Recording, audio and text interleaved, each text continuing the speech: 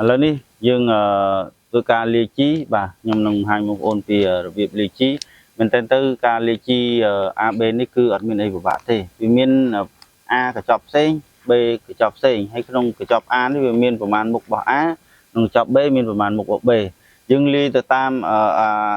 ប្រភេទហ្នឹងទៅបានហើយគឺយើងមានធុង A មានធុង B ហើយលាយឲ្យអស់ទៅយើងដាក់កញ្ចប់ធំមុនបាទកញ្ចប់ធំវាងាយវាក្ររលាយអញ្ចឹងយើងកូរកញ្ចប់ធំមុនបាទអញ្ចឹងអត់អីទេលឿនបាទនេះខ្ញុំចាប់ផ្ដើមលាយ A មុនបាទ A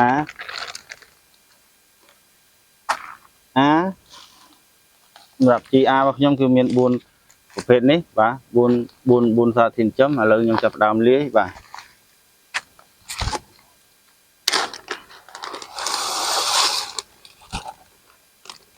យើងចាក់ចូលទៅហើយបន្ទាប់មកយើងធ្វើការកូរវាអញ្ចឹងទៅកូរវាឲ្យរលាយសិនណាបងប្អូនកូរវាឲ្យរលាយហើយទើបយើងដាក់បន្ថែមនៅកញ្ចប់ផ្សេងទៀតដាក់អស់ទៅបាទដាក់ម្ដងមួយបាទ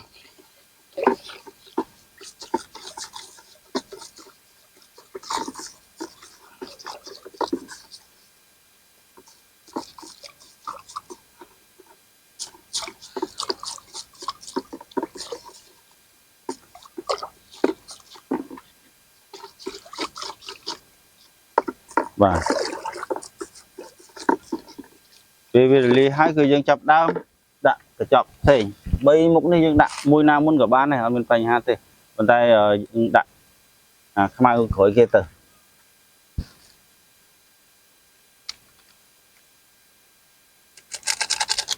ងាយបងប្អូនអត់បាក់ទេវាលាយជីបាទហើយតែងតែបងប្អូនតែងតែសួរថារបៀបលាយជីឥឡូវខ្ញុំធ្វើវីដេអូលាយជី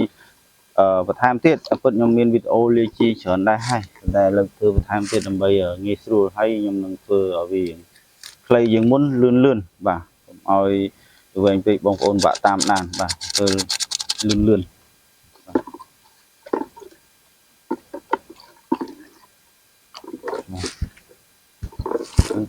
ចប់ចុងក្រោយនេះអស់ហើយអញ្ចឹងការលាយជី A គឺយើងរួចរាល់ហើយបាទអញ្ចឹងយើងចូលក្នុងចាប់ផ្ដើមមកខាង B វិញបាទនេះតែប៉ុណ្ណឹងបងប្អូនអត់មានពិបាកទេលាយកូរវាឲ្យសព្វទៅជាការស្រេច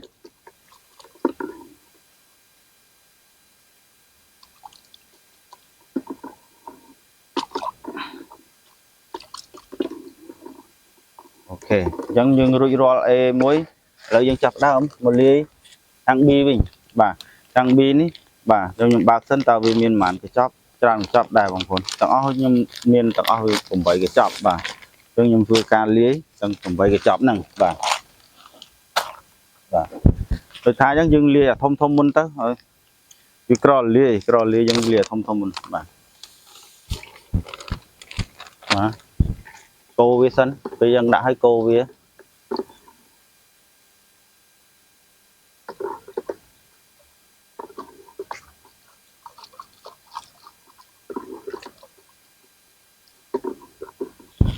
លឿនហ្មង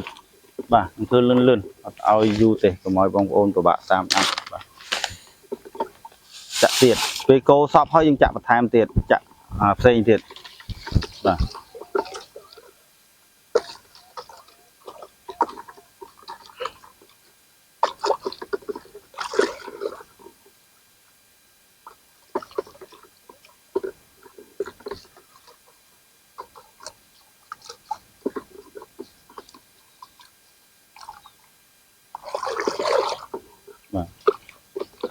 ពេលវារលាយអស់ហើយយើងថែមទៀតបាទអញ្ចឹងមួយអញ្ចឹងទៅតាមដំណាក់កាលវាចប់ហ្នឹងគឺយើងដាក់ទាំងអស់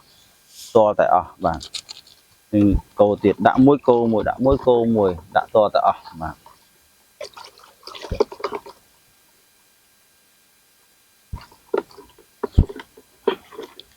ដូចថាអញ្ចឹងបងប្អូនចង់ដាក់ណាមុនក៏បានដែរចប់ប្រហែលដាក់ណាមុនក៏បានដែរឬដាក់ទៅបាទអត់សម្រាប់ថាត្រូវដាក់មួយណាមុនទេអញ្ចឹងបានប្រាប់ថាអត់មានអីពិបាកទេបងប្អូនណាបាទយើងដាក់មួយណាមុនក៏បានដែរ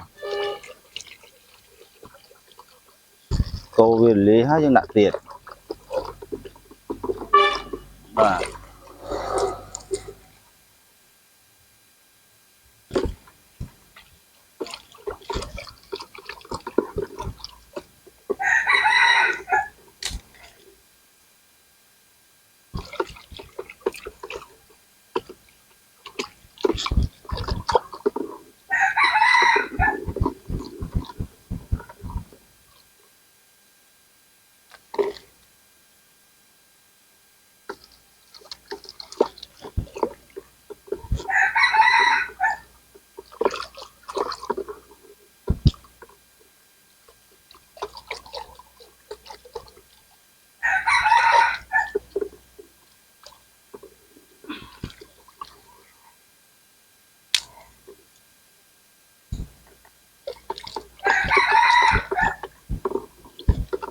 អូខេឥឡូវគឺយើងបានលាយជីរួចរាល់ហើយបាទហើយការលាយជីហ្នឹងគឺយើងធ្វើបែបហ្នឹងគឺអត់មានអីពិបាកទេក្នុងទុកធុងនេះគឺធុង10លីត្រ A 10លីត្រ B 10លីត្រអញ្ចឹងជីចំណុះ10លីត្រគឺយើងលាយ